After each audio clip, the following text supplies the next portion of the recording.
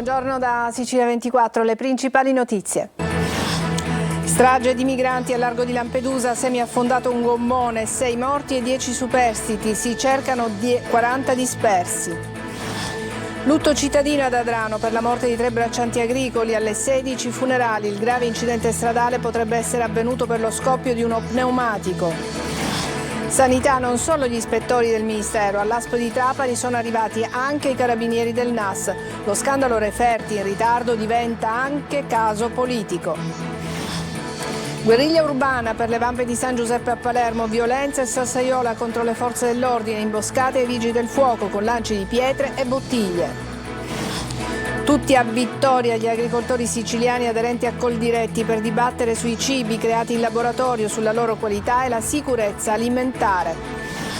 San Giuseppe, la festa dei papà, dai lavoretti dei più piccoli ai dolci, ai regali più disparati per una ricorrenza molto sentita. Calcio, niente ribaltone sulla panchina del Palermo, resta Dionisi. In Serie C si svuota l'infermeria del Catania, Toscano ritrova uomini importanti.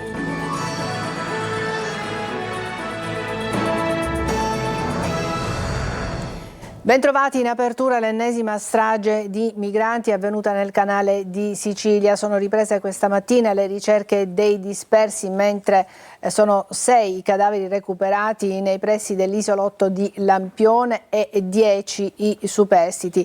Come vi dicevamo, si cercano una quarantina di dispersi. Davide Sardo. 6 cadaveri recuperati, 10 superstiti che ricorderanno a lungo la traversata dell'orrore ed un dramma dell'immigrazione che non conosce fine, ma anche 40 dispersi. Il tratto di mare tra Sicilia e Africa si conferma crocevia di morte per chi lo attraversa con la speranza di approdare in Europa, lasciandosi alle spalle guerre, fame e miseria. Le navi della Guardia Costiera e della Guardia di Finanza hanno sbarcato a Lampedusa, oltre ai superstiti di un naufragio che sarebbe avvenuto a più riprese, e anche 6 cadaveri, tutti uomini. Alla largo dell'isolotto di Lampione, il primo intervento delle motovedette per soccorrere un gommone semi-affondato sul quale c'erano 6 uomini e 4 donne. I migranti hanno riferito di essere partiti domenica notte in 56 da Sfax in Tunisia, ma dopo meno di 24 ore di navigazione, mentre erano in acque internazionali, molti migranti sarebbero caduti in acqua, forse a causa del mare agitato. Se il racconto dovesse essere confermato, all'appello mancherebbero una quarantina di persone. Nonostante le condizioni meteo marine avverse, uomini e mezzi della Guardia Costiera, supportati da velivoli di Frontex, delle Forze Armate, della Polizia, stanno scandagliando il tratto di mare dove si sarebbe consumata l'ennesima tragedia del mare. Allertati anche i centri di coordinamento del soccorso marittimo di Malta e della Tunisia per le ricerche nelle rispettive aree e SAR di competenza. Il gravissimo incidente stradale questa mattina a Palermo, in viale Regione Siciliana, ha perso la vita un giovane di 22 anni, Francesco Zito. Il giovane ha perso il controllo della sua auto, una Fiat Punto, finendo contro una pensilina dell'Amat. È stato soccorso dai sanitari del 118 e portato in ospedale a Villa Sofia in condizioni molto gravi. Nonostante i tentativi di rianimazione, è morto poco dopo. In corso i rilievi da parte della Polizia Municipale per ricostruire la dinamica dell'incidente. E oggi ad Adrano si svolgeranno i funerali dei 3 braccianti morti nell'incidente a Carlentini. Nell'inchiesta per omicidio colposo ancora tanti punti da chiarire, a partire dallo stato di manutenzione del furgoncino sul quale viaggiavano. Lorena Dolci. La gomma che esplode, la sbandata, lo scontro frontale col camion proveniente dalla parte opposta. Sono gli ultimi istanti di vita dei 2 Salvatore e di Rosario, le 3 vittime del tragico incidente di Carlentini. C'è anche un testimone a raccontarlo, un avvocato che seguiva di pochi metri il furgoncino a 9 posti che stava riportando a casa i braccianti dopo una giornata di lavoro in campagna. Ma c'è anche qualcos'altro. L'inchiesta per omicidio colposo aperta dalla Procura di Augusta sta indagando sulla manutenzione del mezzo che viaggiava ogni giorno su quelle strade. Il supplemento di indagini servirà a capire lo stato di manutenzione del furgone di proprietà di un'azienda di Adrano e se era provvisto di revisione. Così anche gli pneumatici a un primo esame risulterebbero fortemente usurati. Forse quella foratura, il dubbio dei magistrati, poteva essere evitata. Alla guida del mezzo c'era un operaio rimasto gravemente ferito, uno dei 7 ricoverati in diversi ospedali. Nessuno di loro è ancora stato interrogato, mentre gli autisti dei 2 mezzi sono risultati negativi ai test alcolemici.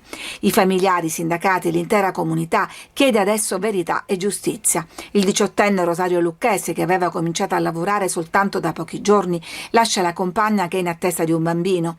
Braccianti di lungo corso invece Salvatore Lanza e Salvatore Pellegriti, di 60 e 56 anni. Per le loro famiglie la giunta di Adrano ha deciso una serie di misure a sostegno, da un contributo economico all'esenzione dalle spese di tumulazione. Nel pomeriggio alle 16 funerali congiunti nella chiesa madre di Adrano, celebrati dall'arcivescovo di Catania Luigi Renna.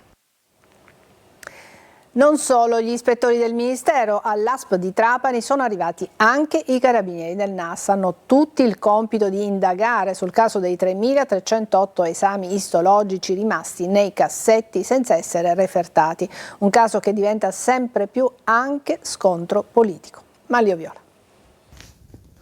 Non solo gli ispettori del Ministero, all'ASP di Trapani sono arrivati anche i carabinieri del NAS. Hanno tutti il compito di indagare sul caso dei 3.308 esami istologici rimasti nei cassetti senza essere refertati. Si tratta della seconda ispezione. Nei giorni scorsi era stata conclusa quella degli inviati della Regione, secondo la cui relazione sono almeno 7 le omissioni, fra cui gravi carenze gestionali che hanno portato alla sottovalutazione del problema, ma c'è una classe medica all'ASP che non lavora. Dopo il manager Croce, gli ispettori hanno sentito il direttore sanitario Danilo Greco, il primario facente funzioni dell'anatomia patologica di Trapani Laura Miceli, la omologa dell'ASP di Palermo Teresa Barone, che per conto dell'assessorato regionale alla salute ha coordinato il piano per la definizione dei referti arretrati, distribuendo il lavoro in altre ASP siciliane.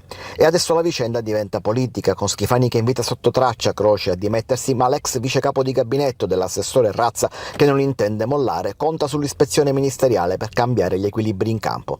Duro invece il vicepresidente della Camera, il forzista Giorgio Mulè.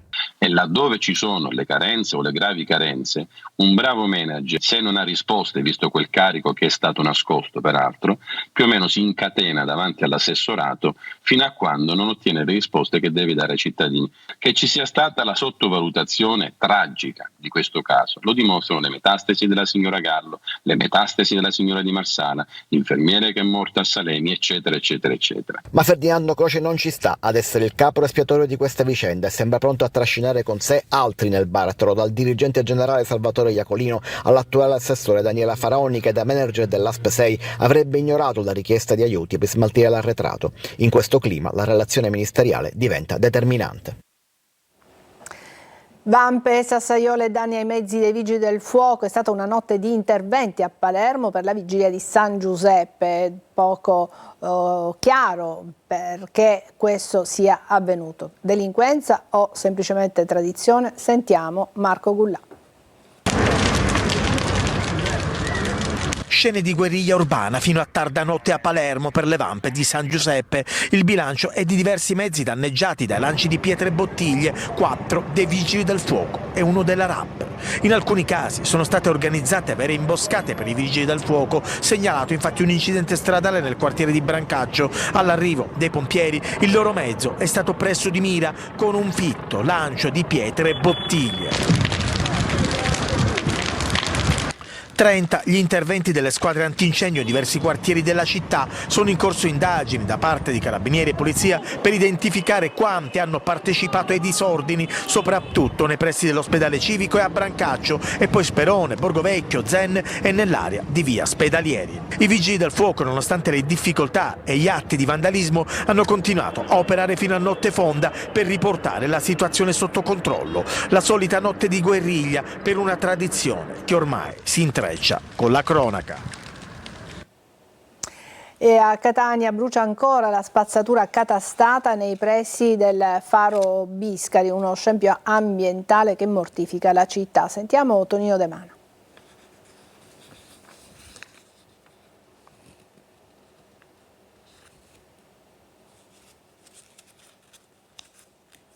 Brucia ancora e brucia vedere uno scempio del genere a pochi passi dal porto e sotto lo sguardo dei turisti. La terra dei fuochi di Catania, senza catastrofismi, ha il sapore acre del fumo che rende irrespirabile l'aria e che certo non fa bene alla salute. Ieri è stato necessario evacuare anche la scuola Dusmet Doria di Via Playa. Oggi si prende atto che l'affaccio a mare è tutto tranne che attrattivo per buona pace di chi si cimenta in proclami turistici e di rilancio. Mentre si indaga per risalire agli autori che quasi certamente la passeranno franca, a pochi metri dall'ex Italcementi dove si è sviluppato l'incendio di rifiuti e plastica, si continua a scaricare di giorno e di notte. Guardate com'è ridotta via Barcellona. Sono sempre le stesse persone che buttano la spazzatura. Le è capitato di vedere persone che scaricano? È capitato litigare con le persone che scaricano. Sicuramente non è un bell'aspetto vedere questa spazzatura. Non è facile lavorare in questo contesto. Ci sono le telecamere ma non funzionano, credo che non funzionano perché se no non succederebbe questo disastro, perché è un disastro. Vuole lanciare un appello al sindaco trentino? Se il sindaco potrebbe fare qualcosa, telecamere, mettere magari a ronda, fare un giro con i vigili urbani. E questo è lo spartitraffico di via Acquicella Porto, dove la spazzatura occupa ogni cosa a ridosso di un attraversamento pedonale. C'è anche un vecchio baule, ma in questo caso la caccia al tesoro non c'entra nulla. Alcune telecamere ci sono, ma non sono funzionanti. Ed allora, ci chiediamo, non sarebbe più utile far passare qui i mezzi dell'esercito che vengono utilizzati in via Etnea? Una presenza costante potrebbe essere un ottimo deterrente qui, dove lo Stato è il grande assente. E oggi torna l'appuntamento con il sindaco, il confronto con il primo cittadino di Catania Trantino in diretta su Telecolor dopo questo telegiornale alle 14.30. Per le vostre domande, segnalazioni e lamentele scrivete al numero WhatsApp 342 7455 005 oppure potete inviare una mail a sicilia24focus@telecolor.it. Dunque, l'appuntamento subito dopo questo nostro telegiornale. Si sono ritrovati tutti a Vittoria gli agricoltori siciliani aderenti a Coldiretti per dibattere sui cibi creati in laboratorio, sulla loro qualità e sicurezza alimentare. Si chiede anche reciprocità per le importazioni. La manifestazione contemporaneamente si è svolta anche a Parma davanti alla sede dell'Autorità Europea per la Sicurezza Alimentare. Veronica Barbarino. Alle mamme bisogna chiedere: sei sicura di ciò che dai da mangiare a tuo figlio? Sventolano le bandiere gialle di Coldiretti lungo l'asse Vittoria-Parma, unendo più di 20.000 agricoltori italiani. In collegamento video nelle due città si manifesta e dibatte sui cibi creati in laboratorio, sulla loro qualità e sicurezza alimentare. Si chiede maggiore rigore scientifico nella valutazione dei nuovi alimenti, in linea con i valori europei. E da Vittoria, uno dei mercati più rappresentativi della Sicilia e dell'Italia meridionale, dove tutti gli agricoltori siciliani si sono riuniti per l'occasione, si parla e si chiede anche reciprocità nelle importazioni. Cos'è la reciprocità? Noi non possiamo importare prodotti da altri paesi mischiandoli a quelli nostri, pensando e soprattutto dopo essersi dotati di un'agricoltura che dal punto di vista salutistico e sostenibile è la più all'avanguardia. Ovviamente importare prodotti da altri paesi con regole diverse vuol dire mettere a rischio la salute dei cittadini quando si sono fatte delle scelte molto precise, sia alle importazioni ma di prodotti che abbiano le stesse regole che noi possiamo applicare. Ai comuni quindi si chiede di vigilare sui mercati ortofrutticoli e tutelare la vendita diretta che potrebbe aiutare i tanti piccoli produttori locali. Coldiretti ha inoltre lanciato la campagna digitale Facciamo Luce per promuovere un'alimentazione consapevole, radicata nella tradizione agricola italiana. Tornano in piazza gli ex Almaviva utilizzati come operatori di call center durante il Covid e l'emergenza, che da 2 anni sono rimasti adesso senza lavoro. Chiedono di far presto nell'attuazione dei progetti del nuovo numeri unici sanitari, il 116 e il 117, nei quali dovrebbero essere impiegati. Manlio Viola. Vogliamo il lavoro! Vogliamo il lavoro! Vogliamo Durante la pandemia furono usati come operatori dei call center dei centri vaccinali attraverso una convenzione fra Ministero della Salute, Regione Siciliana e azienda Almaviva Contact. Finita l'emergenza, per loro non c'è più una collocazione, non sono più utilizzabili per Almaviva, ma non servono più neanche al Ministero della Salute. E per questo sono tutti in piazza gli ex operatori dei call center Covid, attualmente in cassa integrazione in deroga, grazie a una proroga ottenuta al photo finish a dicembre per un intervento diretto del Presidente della Regione, senza il quale probabilmente sarebbero senza un lavoro. Sono passati 3 mesi però e non c'è ancora traccia del progetto 116-117, ovvero l'istituzione dei 2 numeri unici sanitari per i casi urgenti ma non di emergenza. Sono ormai quasi 2 anni e mezzo che viviamo questa situazione dalla fine della pandemia. Dopo aver prestato servizio per il Ministero della Salute, diciamo che ci hanno messo in stand-by. Siamo dei lavoratori che ormai abbiamo tutti 40 anni, 50 anni delle famiglie tra l'altro create anche all'interno dell'azienda Almaviva, per cui figli, bambini da crescere, capite bene che la situazione è abbastanza delicata. In piazza con loro ci sono anche i rappresentanti sindacali, oltre ai semplici lavoratori, e tutti chiedono attenzione e un lavoro stabile. Noi chiediamo al governatore di sollecitare e di trovare una soluzione per questi lavoratori che nel periodo della pandemia si sono attivati e hanno dato una grande mano a tutta l'umanità, direi, e quindi adesso non possono essere abbandonati. A supporto della manifestazione anche deputati di opposizione come il 5 Stelle Adriano Varrica. Oggi siamo qua in piazza a sostegno dei lavoratori perché abbiamo bisogno di risposte, abbiamo bisogno di chiarezza, abbiamo bisogno di un percorso trasparente. I lavoratori devono sapere oggi cosa accadrà nei prossimi mesi. Per risolvere la loro vicenda ci sono ancora 3 mesi, non sono pochi, ma neanche tanti. Preoccupati per il loro futuro anche i dipendenti della STM. Il ministro per il Made in Italy Urso ha convocato un incontro a Catania, ma l'UGL si smarca ed incalza. Vogliamo vederci chiaro, si convochi un tavolo a Roma. Tonino De Mano. L'avvertenza ST Microelectronics preoccupa i lavoratori ed agita i sindacati che a Palermo hanno dato vita ad un sit-in sotto la presidenza della regione. La risposta è stata quasi immediata, tanto che il ministro delle imprese e del Made in Italy siciliano Urso ha convocato un vertice a Catania previsto alle 16 di venerdì 28 marzo. Tutti contenti? Niente affatto, visto che i sindacati non vedono di buon occhio l'incontro in salsa catanese. Chiaramente ringraziamo il ministro Urso per questa convocazione, ma non ci soddisfa assolutamente. L'unico tavolo vero che si può aprire sulla discussione sulla ST Microelectronics è quello ministeriale. Non vorremmo che Catania, soprattutto in un incontro programmato per alle ore 16 del pomeriggio, possa diventare solamente una chiacchierata magari di informazioni importanti, ma che non entra nel merito rispetto a quella che è una situazione molto più grande, molto più importante, che coinvolge tutto il territorio nazionale. Che succede alla microelettronica? Ma la microelettronica non è in crisi nel settore mondiale, non è in crisi, nemmeno la ST è un'azienda in crisi perché comunque continua a fare utili, ma ci sono delle dichiarazioni da parte dell'amministratore delegato Jean-Marc Chery che parla di una rimodulazione degli impianti manufatturieri e parla anche di un ridimensionamento del personale. Non siamo riusciti ancora a entrare nel merito di queste questioni, ci preoccupa molto perché non sappiamo se Catania rientrerà in questo piano e di conseguenza vogliamo vederci chiaro. La partita si sposta in ambito nazionale ed esattamente al Ministero, coinvolgendo gli attori protagonisti e soprattutto i vertici dell'azienda italo-francese. La Guardia di Finanza di Caltanissetta ha perquisito e acquisito documenti nella sede di Caltacqua nell'ambito di un'inchiesta avviata alla Procura sui flussi finanziari della società. Un analogo provvedimento è in corso di esecuzione anche a Madrid, nella sede della società che controlla Caltacqua.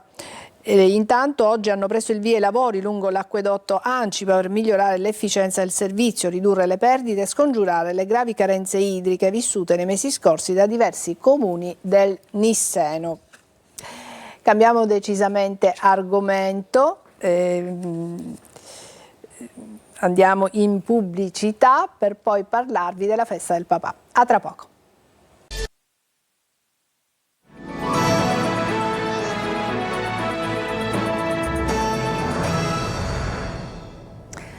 Oggi è San Giuseppe ed è anche la festa di tutti i papà. Tra messaggi, lavoretti dei bambini e dolci della tradizione si festeggia una figura importante nella vita di tutti che si è trasformata nel tempo, prima autoritario, oggi sempre più presente ed emotivamente coinvolto. Eva Spampinato.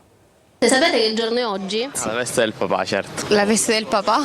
La festa del papà. Oggi andrò a cena con mio padre per celebrarlo. Un messaggio appena svegli, una letterina da consegnare o un appuntamento romantico non conta l'età per festeggiare una delle figure più importanti delle nostre vite, che nel bene o nel male lasciano il segno nell'intimo dei propri figli. È una persona che mi ha dato tanto e che merita tanto. È il mio principe azzurro. Un ricordo legato a tuo padre? Il ballo dei 18 anni è stato sicuramente un momento bellissimo. I più piccoli invece preparano i classici lavoretti. Questi sono stati realizzati dai bimbi della quarta elementare del San Giuseppe. Abbiamo fatto un segnaporta, ufficio di papà Davide. Ognuno di voi ha rappresentato il lavoro del papà. I soldi perché mio padre lavora in banca. Qua c'è una toga invece, perché? Perché mio padre è un avvocato. C'è anche una letterina. Una specie di poesia per papà. Cosa avete messo dentro ogni singolo lavoretto? Tanto amore. Una figura che si è trasformata nel tempo. I nuovi padri, usando le parole dello psicoterapeuta Alberto Pellai, interpretano il loro ruolo non solo nella logica della responsabilità normativa, ma anche di quella emotiva e affettiva. Ma soprattutto sono interessati alle esigenze di questi bambini. È scomparso ormai la figura del papà autoritario che non si vedeva mai. Smesse le vesti di politico, rappresenta in pieno la figura del nuovo papà Giancarlo Cancelleri.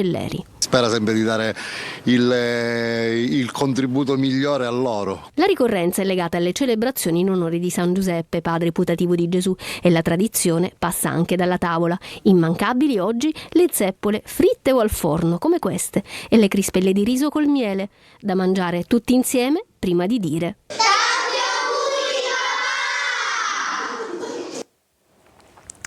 Adesso parliamo di vacanze a €1 in Sicilia. L'iniziativa è del comune di Siculiana, in provincia di Agrigento. Tante le adesioni finora arrivate. Davide Sardo. Dopo le case a €1, in Sicilia arrivano anche le vacanze a €1. L'iniziativa è del comune di Siculiana, Borgo Marinaro, vicino alla Valle dei Templi di Agrigento, capitale italiana della cultura 2025. Il portale Siculiana Turistica ha lanciato il contest Vacanze a €1 che offre alle coppie un weekend romantico e culturale il 4 e 5 aprile. 2 giorni tra visite guidate, degustazioni di prodotti tipici e attività esperienziali per immergersi nelle tradizioni locali. Sono previsti dei tour culturali, quindi tour all'interno del centro storico, ma anche tour naturalistici con passeggiate a Siculiana Marina e a Torre Salsa, ma esperienze anche culinarie. In tantissimi hanno partecipato al contest inviando video creativi per candidarsi. E l'idea di vacanze a €1 ci consentirà, come in effetti sta già avvenendo, di arrivare ad un vasto pubblico. Ora una commissione è già al lavoro per selezionare le coppie vincitrici che vivranno un'esperienza indimenticabile a solo €1. Adesso una breve pausa e poi il calcio, parleremo del Palermo con la panchina di Dionisi, Dionisi resta al suo posto, e poi del Catania, come si sta preparando alla prossima sfida. A tra poco.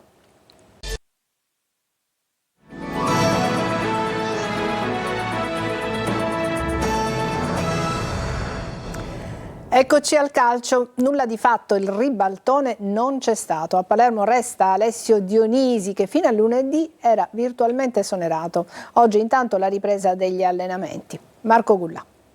Niente ribaltone, Alessio Dionisi resta l'allenatore del Palermo. Il club rosanero, dopo attente e fitte valutazioni sulla sua posizione, ha deciso di proseguire l'avventura con il tecnico toscano. Il Palermo ha cercato un'alternativa, ma la durata del contratto proposta fino a fine campionato non ha convinto la maggior parte degli allenatori che sono stati consultati. Aveva invece dato la sua disponibilità all'ex rosanero Beppe Iachini, ma alla fine la trattativa non si è concretizzata. Resta quindi Dionisi che avrà l'arduo compito adesso di ricompattare l'ambiente scosso e a pezzi dopo giornate di interlocuzioni con altri allenatori. Un caso anomalo, sembrava ormai scontato l'esonero, poi però la retromarcia legata al diniego dei tecnici contattati come Andreazzoli. Oggi intanto la ripresa degli allenamenti a Torretta, rosanero che riavvieranno i motori dopo la sconfitta con la Cremonese e in vista del match di domenica 30 marzo a Salerno. I playoff restano alla portata, per ora un solo punto di distacco dal Bari, ma le posizioni migliori sono già diventate un miraggio, 7 punti dal quinto posto.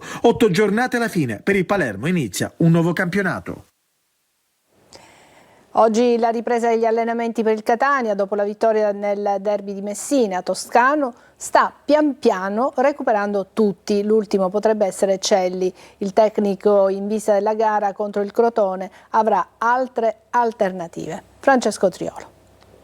A fare la conta degli uomini, Mimmo Toscano quasi non ci crederà. Dopo la vittoria nel derby di Messina e la sgambatura di Scarico, la ripresa degli allenamenti porta al tecnico rossazzurro una rosa finalmente più ampia. Toscano, nella settimana che precede la sfida playoff contro il Crotone di domenica al Massimino, potrà finalmente valutare e scegliere al meglio. La necessità di adattare uomini e posizioni sembra ormai appartenere al passato di un momento certo non facile per il Catania. I risultati aiutano inoltre perché la striscia di imbattibilità di 6 gare ha creato fiducia ed entusiasmo alimentato dal successo non banale del Francoscoglio. Il reparto che più ha sofferto in passato è stato sicuramente quello del centrocampo, dove adesso a parte Guglielmotti non c'è più il cartello emergenza appeso. Questo significa che Toscana adesso ha più di un'alternativa per le scelte, anche in attacco dove è vero, manca il bomber principe inglese, ma ci sono Montalto e De Paoli, affiancati da Jimenez e Stoppa, che ci sono certamente soluzioni di un certo spessore. I ritorni di Lunette e di Tacchio poi potrebbero essere replicati anche da quello di Celli, alternative che soprattutto sulle corsie esterne possono dare continuità ed intensità al gioco dei rossazzurri. E domenica a Messina in panchina c'era anche Sturaro, fermo da tempo, che però potrebbe tornare utile nella fase più importante del campionato o del post campionato, perché il Catania, continuando così, può serenamente candidarsi a mina vagante dei playoff. È tutto, ci fermiamo qui, è tutto per questa edizione, grazie per averci seguito, buon pomeriggio, vi lascio all'appuntamento con il sindaco di Catania, Enrico Trantino.